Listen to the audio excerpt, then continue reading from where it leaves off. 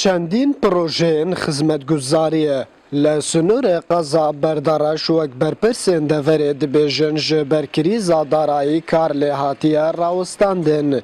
Nêzîkî 15 gunda li ser rêya berdaraş nahiya Daretû hene û rêya wan ya serekî bi timamî xirab bûye û hatnûçûn têda bi zehmet ketiye.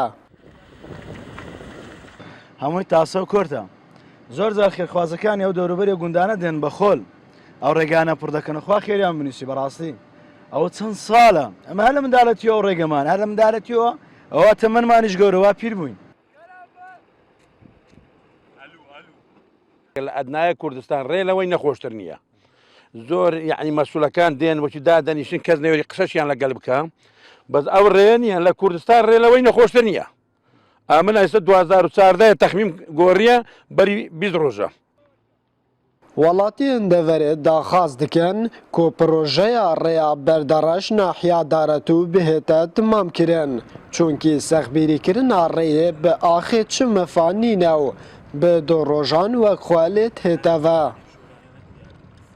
داوا لە کەنالی ئەنارتی دەکەن بزترین کاکاکە ئەم پەیامەی ئەم مەتەقەمە و بگەینتە سەر و کەس نییە ئەمڕۆ بەرپرسیارەتی ئەم مەتەقەمان پێ هەڵبگرێت. داواکارین لە قایمەقام لە پارێزگای دهۆک لە حکومەتی هەرێمی کوردستان داواکارین لە سەدان ڕۆژانەدان سەرکردە بۆم زادەدا هاتوچۆ دەکات. ئەم زادە زادەیەشی ڕئیسیەت.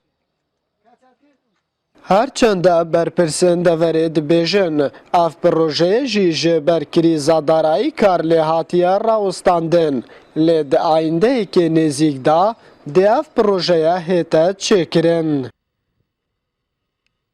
سەخبیرێکە خۆتان دەزانن ئەم ڕێگایە 12 کیلومترە لە قەزای بەردەرش تا دەکاتە سنتەری ناحیای دارەتوو کە ئێستا حالیان 7 کیلومتر لەلایەن کۆمپانیایەکەوە ڕاپێسراوە بۆ چاکردنی ئەوەی تریشان دەتوانین سەخبیری بکەین پەنا بەخۆ بە ماوەیەکی نزیک بتوانین ئەمە ڕێگای سەبرین کە سۆزیان بە ئێمەداوە بە ماوەیەکی نزیک ئەمە سەخبیری بکرێت.